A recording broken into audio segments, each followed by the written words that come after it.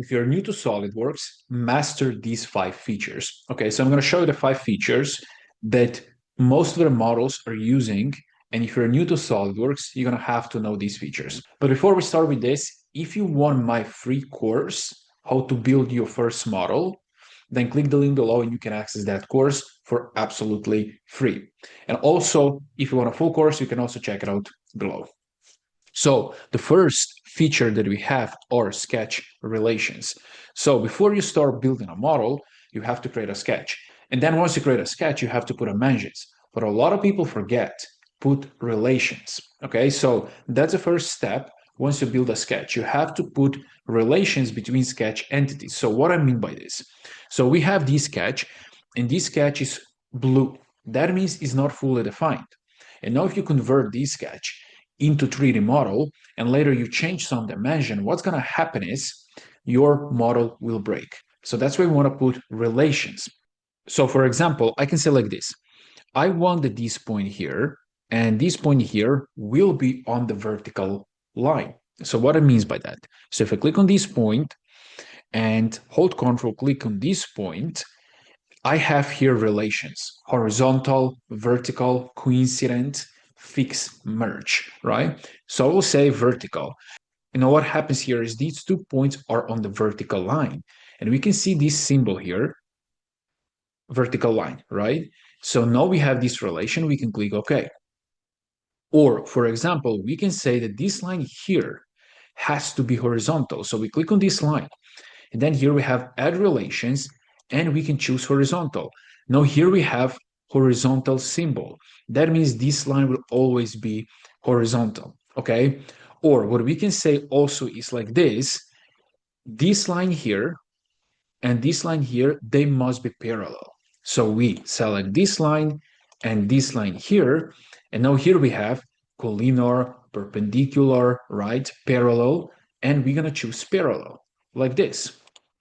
Now here we have this symbol that these 2 lines are parallel. Now if we change angle one of these lines, automatically the other angle will change. For example, if I change, as you can see, right, the angle of this line, this will automatically change as well.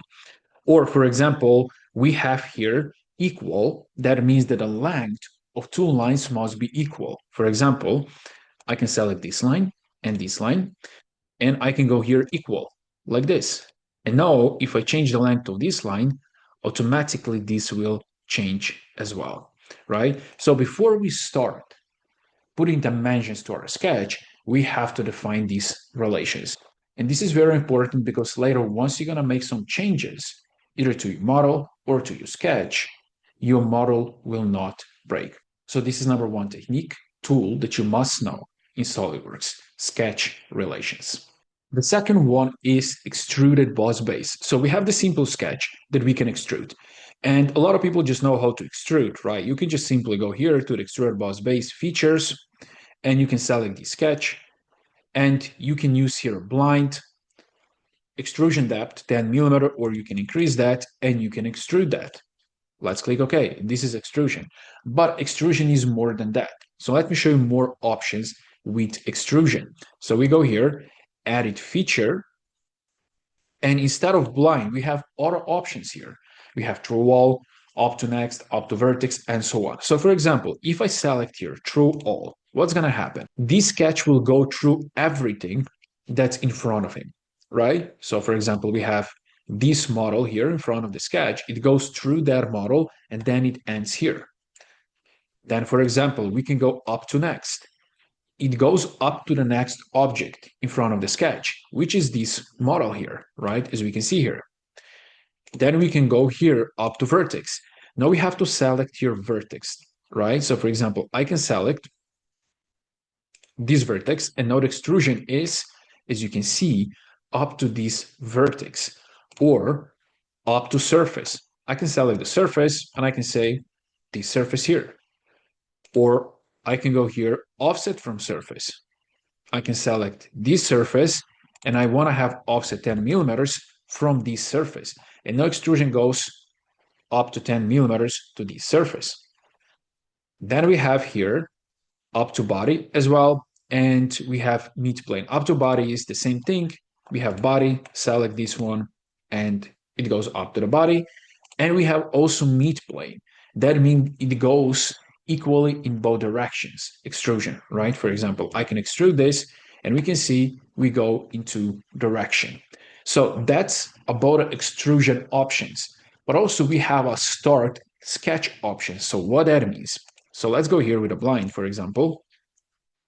Now, as you can see, extrusion starts from the sketch that we created. And in most of the cases, you're going to use that. But there are more options. Here we have from.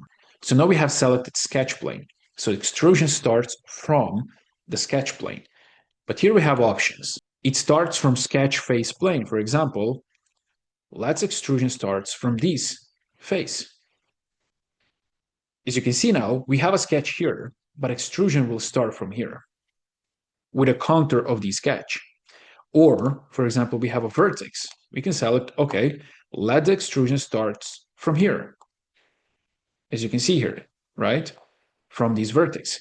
Or offset, right? For example, offset from the sketch.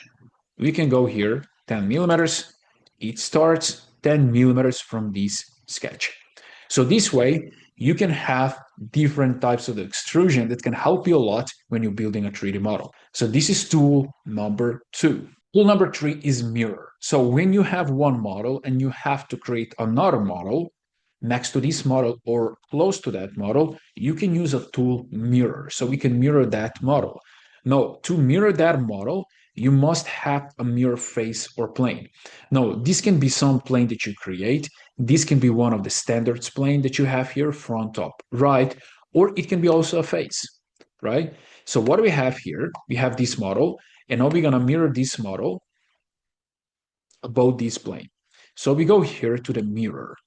And the first thing we have to select that plane that we want to mirror about. So we're going to select this one. And then here we have features, faces, bodies, right? For example, if we go here, features, what features do we want to mirror?